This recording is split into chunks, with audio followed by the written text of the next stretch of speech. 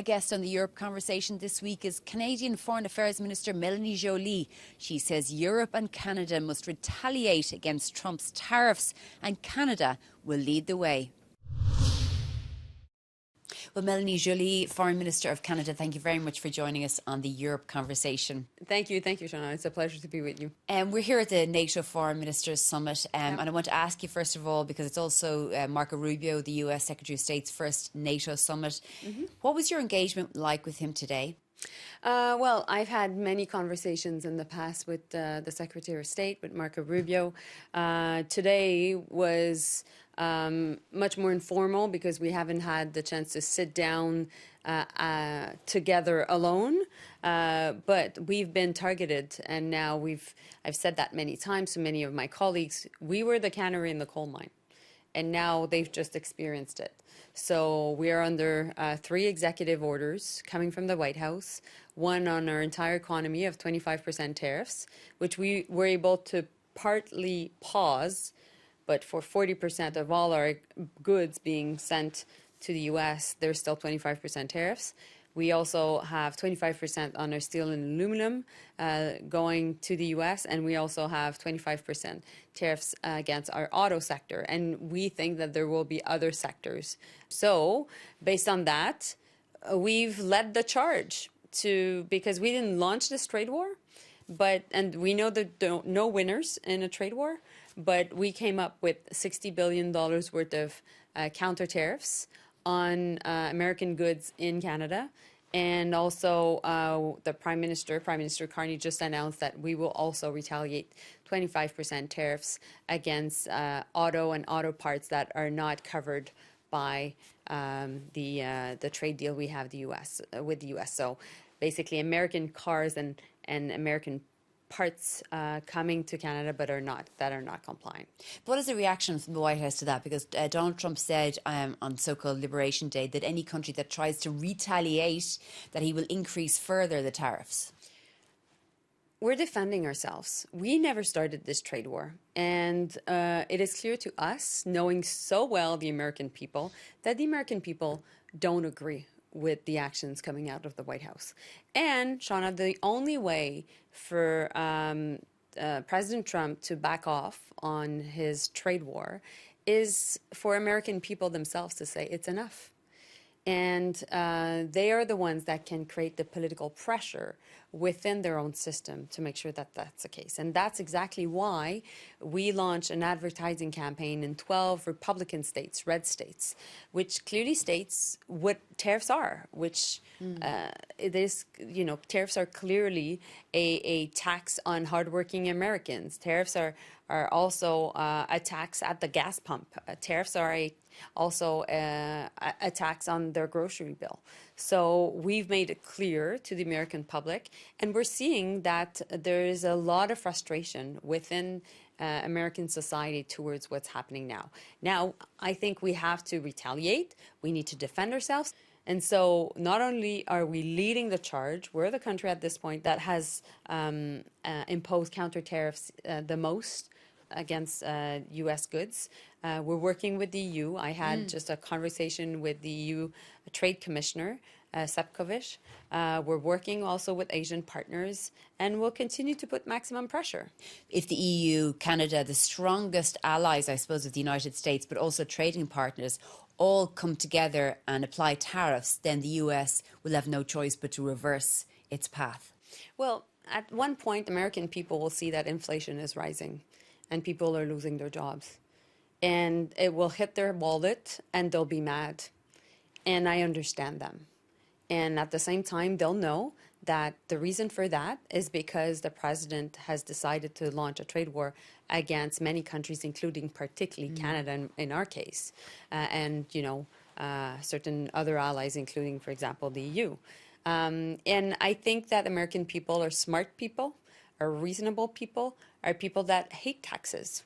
As, pretty much all citizens on earth hate taxes. And so I'm confident that our approach will work. The Senate is also getting much more involved into this discussion. So we're following closely also what the Senate is doing in Congress in the U.S. But there's no country on earth that understands the most the U.S. than Canada.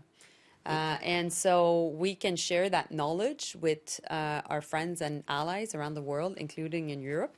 And meanwhile, we know we're too dependent on their economy. And we're the most European, non-European country on earth.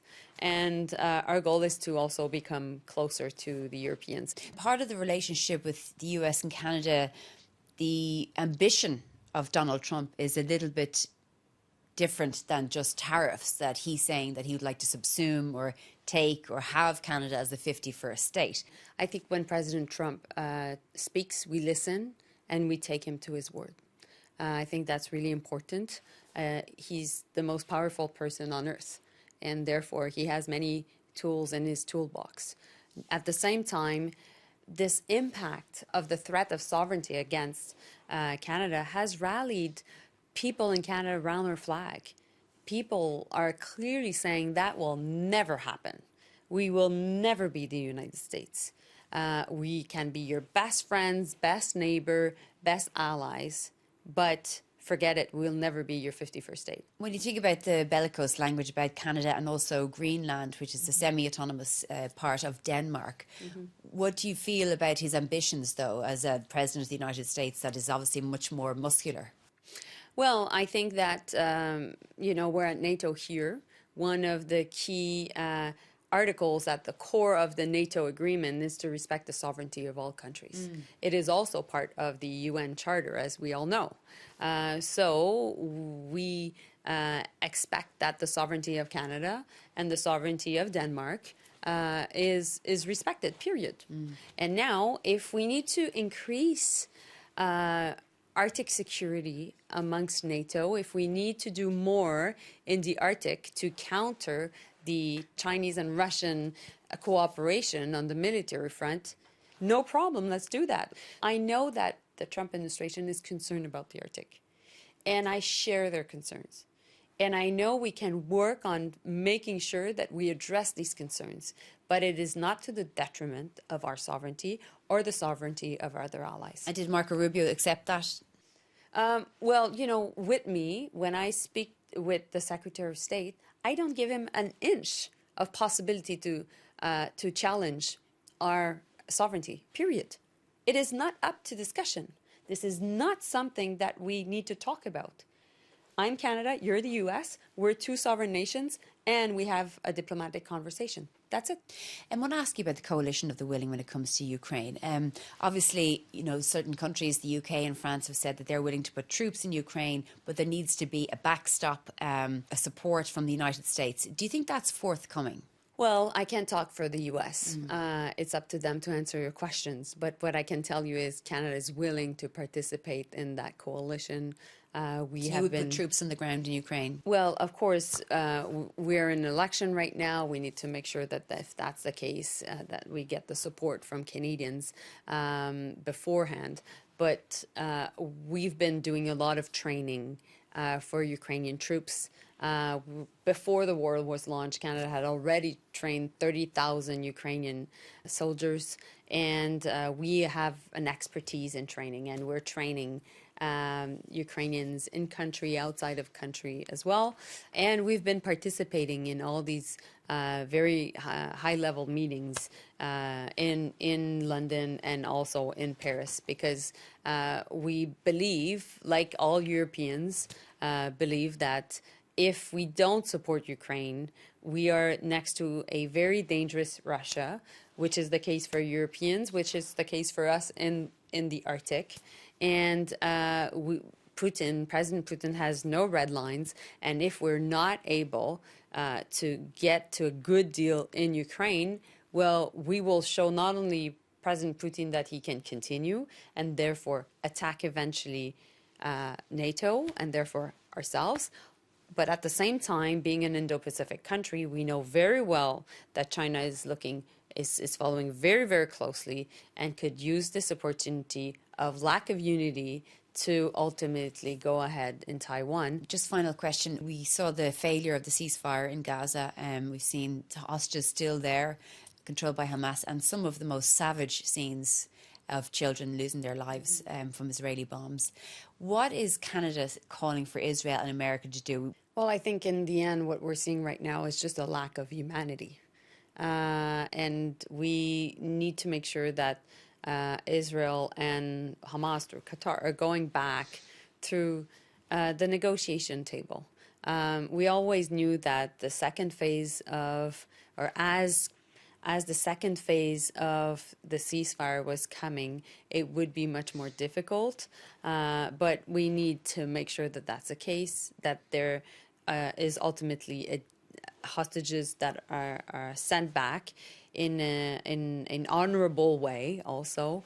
And we need to make sure that the violence stops and that civilians are protected. We know that there won't, and Canada really profoundly believes that there will be no peace and security in the Middle East if there's not a two-state solution. Does Canada support the International Criminal Court? Absolutely. Yeah, because we saw Hungary leaving there today. Well, Canada founded, along with some other members, the International Criminal Court. We always thought that when we looked at the international system, what was lacking was the accountability of countries towards international law, and that's why we believe in it. Is it disappointing that one of your allies, Hungary, has decided to exit? Well, I think that it is indeed a problem when we don't see the strength of having accountability in a world where we know that it is ultimately a world that is more dangerous. Okay, well, Mélanie Joly, Foreign Affairs Minister of Canada, thank you very much for joining us on the Europe Conversation. Thank you so much.